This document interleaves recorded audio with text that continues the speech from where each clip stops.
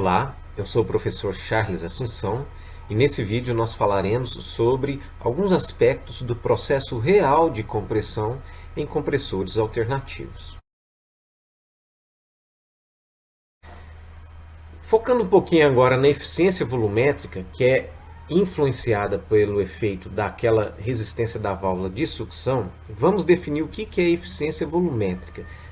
A gente tem aqui no ponto A o ponto morto superior do pistão no cilindro e no ponto C o ponto morto inferior. E o ponto B ele vai ser caracterizado como aquele ponto a partir do qual a válvula vai ser aberta e o ar vai ser succionado. Então a área abaixo dessa curva aqui é um trabalho que a gente está consumindo para que o movimento ocorra, mas efetivamente é um trabalho perdido porque não está entrando fluido no interior do cilindro. Então, em linhas gerais, nós temos que minimizar essa área entre a linha cheia e a linha pontilhada que está desenhada aqui. Essa área sombreada a gente tem que reduzir. E quanto menor essa área, maior vai ser a eficiência volumétrica. Ou seja, mais fluido vai ser admitido, vai ser aspirado para o interior do cilindro e automaticamente mais fluido será comprimido. Então vejam só, quanto mais à esquerda estiver o ponto B, melhor para nós, uma vez que o ponto A é uma característica do cilindro e o ponto C também. E o ponto B é uma característica do processo. É o ponto a partir do qual o fluido será efetivamente aspirado para o interior do cilindro. Então a gente pode definir como eficiência volumétrica a relação do volume compreendido entre os pontos CB e o volume compreendido entre os pontos CA. Então aqui seria o volume total, CA seria o volume total do cilindro e o CB seria o volume a partir do qual o ar é admitido. Então vejam que aqui a gente tem uma eficiência volumétrica muito menor do que nesse exemplo aqui da esquerda. Porque o volume admitido é o volume compreendido entre os pontos BC. Veja que esse volume é muito menor do que o volume compreendido entre os pontos BC nesse exemplo aqui. E lembrando que a eficiência volumétrica é a relação entre esse volume e esse volume todo aqui. Apresentando a equação, como é que a gente pode calcular esse volume, essa figura aqui vai nos auxiliar, só definindo aqui o que a gente chama de fração de espaço nocivo.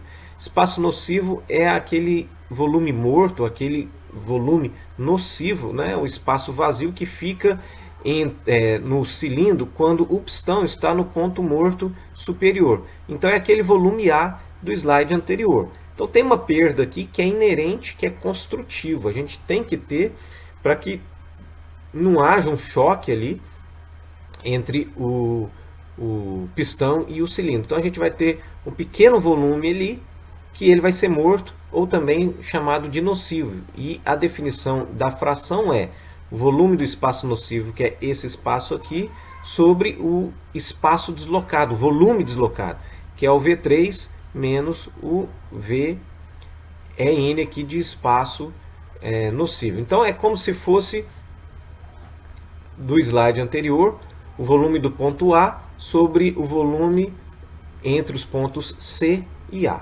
E o rendimento propriamente, então, definindo aqui, substituindo as letrinhas A, B e C por volume do espaço nocivo, volume 1 e volume 3, pode ser definido escrito dessa forma, então, né? Que é aquele volume V3 menos V1, que é aqui seria o ponto B, o volume aspirado, a partir do qual o fluido será aspirado efetivamente, sobre o volume geométrico, útil geométrico do cilindro, que é V3 menos o espaço nocivo.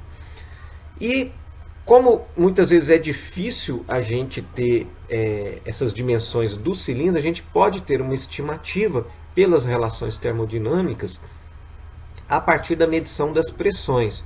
Então vejam que a gente pode transformar isso aqui, eu não vou fazer esse desenvolvimento, mas Inclusive eu tirei essa relação aqui do livro de refinação industrial, os livros de termodinâmica também trazem esse desenvolvimento. Eu não vou fazer aqui por questões de tempo, mas a gente pode reescrever isso aqui em termos de pressão, em que o rendimento do espaço nocivo é 1 menos a fração do espaço nocivo, que é essa relação aqui que a gente acabou de ver, vezes a relação das pressões de descarga e de aspiração, aqui tem que ser pressão absoluta, sobre 1 menos N. N é aquele índicezinho dos processos politrópicos que a gente vai relembrar no próximo slide, menos 1.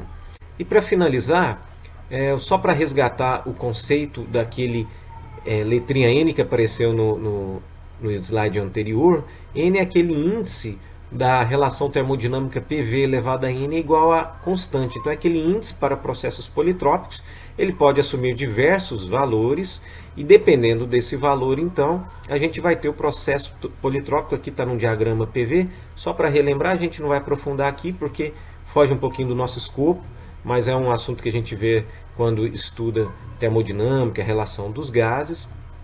E N, então, pode assumir diversos valores. Alguns valores são típicos, por exemplo, N igual a K, em que K é aquela relação dos calores específicos, Cp sobre Cv.